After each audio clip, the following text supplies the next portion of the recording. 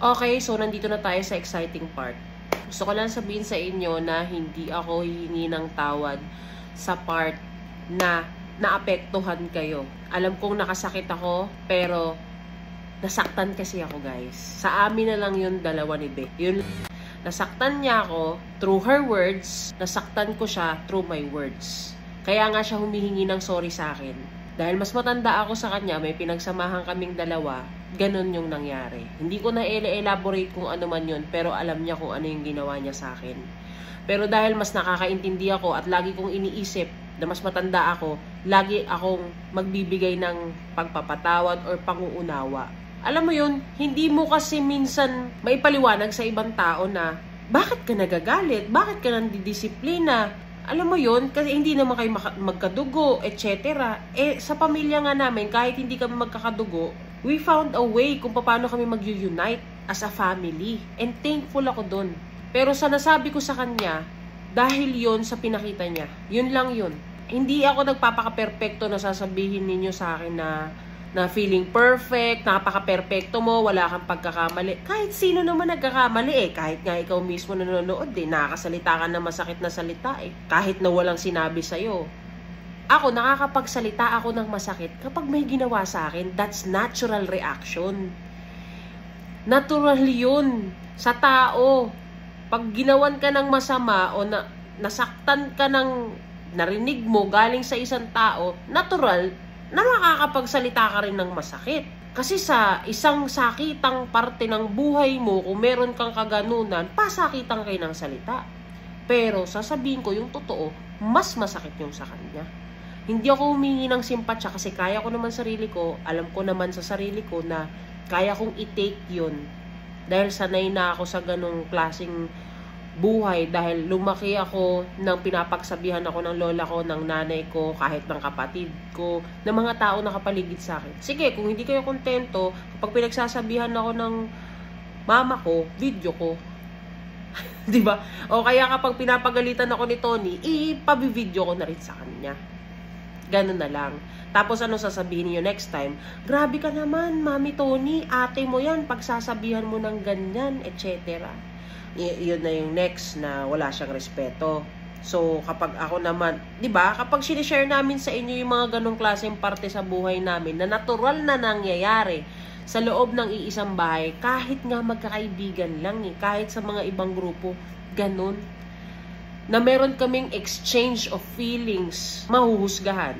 Pagkatapos ng ganong eksena na ilang minuto lang nyo nakita, after ba nun, alam nyo na, tulad na lang nung kay B. Bash kayo ng bash sa akin, rat-rat kayo ng rat-rat. Ang dami yung sinasabi. Hindi nyo alam. The next day, napatawad na. Sinamahan pa namin para hindi siya maano. Diba? Ganun nyo kami kaagad hinuhusgahan. Na hindi nyo naman alam, pagkatapos ng eksena, maglambing lang ng konti, bumibigay agad kami. Kasi syempre, mananaig sa'yo yung awa at pagmamahal. Yung pinagsamahan. Pero kapag nandidisiplina ka na, alam mo sa sarili mo na sobra na, syempre ayaw namin siyang mawala, kaya dinudukdol sa utak niya na wag kang ganun. Ganun lang kasimple. Sample na lang sa inyo yung kay Unicorn. Pagkatapos ng lahat ng mga sinabi ninyo, bago pa lumabas yung kanta, okay na kami. Pero sa amin lang yun, di agad namin shinare. Kasi naawa kami dun sa tao. Lalong-lalo na si Tony, umiyak pa. Naawa rin siya. Pagkatapos siyang pagsabi-sabihan ng kung ano-ano. Kaya yung mga napapakita namin dito sa video, puro mga asara na lang namin nila Unicorn. Hanggang dun lang yun. Pero, off camera, syempre, uy, na-miss kita, ganyan-ganyan, ganun. Masaya kami nag-uusap. Hindi dahil lang sa ilang minuto ng buhay namin na nagalit ka dahil nasaktan ka. Huhusga na kayo ng tao. Hindi po ako ganong klaseng kababaw ng tao na magpapagalit na lang ng walang dahilan. Kasi naranasan ko yun. Kung ano man yung ipinagkatanda ko, dahil yun sa experiences ko, na naranasan ko din. Kaya, kung magsasabi man kayo ng grabe ka, sobra ka, paalisin na lang. Ba't kayo nagdidesisyon paalisin, di ba? Ganon lang yun. Wala akong ikahihingi ng tawad sa pagsalita ko ng nasaktan ako bilang naging ganun siya. Nagalit ako, nasaktan ako, yun yung feelings ko dahil sa ginawa niya. Kung nasaktan siya sa sinabi ko, dahil yun sa ginawa niya. Pero hindi ko sinasabi na wala na siyang pagbabagong magagawa sa buhay niya. Hindi naman ganon. Kaya nga kami, mas maganda na yung pinagsasabihan mo yung tao dahil gusto mo pa siyang umangat. Kasi pag nakikita mong naliligaw na ng landas, yun lang yun. At yun ang totoong pagiging pamilya. Kesa yung tahimik ka na lang, pakisamahan mo na lang. Tapos, more salita-salita kapag wala na.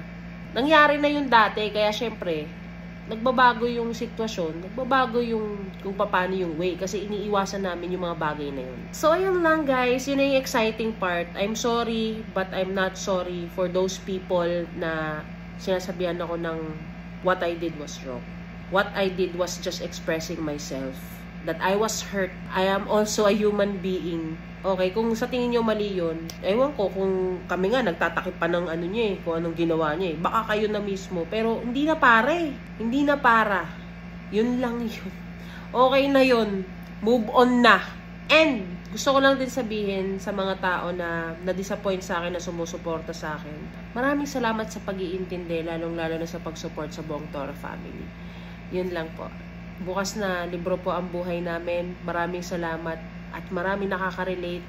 Kung sa tingin ninyo may mapupulot kayong aral sa amin, sana ma-apply ninyo. At kung sa tingin ninyo yung mga bagay na hindi dapat mapulot, tulad ng mga bagay na iniwasan namin, magsilbing aral yon para maiwasan nyo din tulad namin.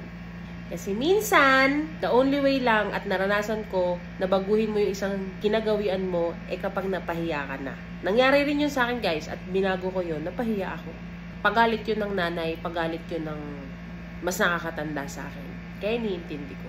Kasi para rin naman yun sa akin. So, hindi po ako perfect. Sa mga perfect ka kasi, tingin ka sa salamin. Dami-daming salamin dito. Sige na, bye.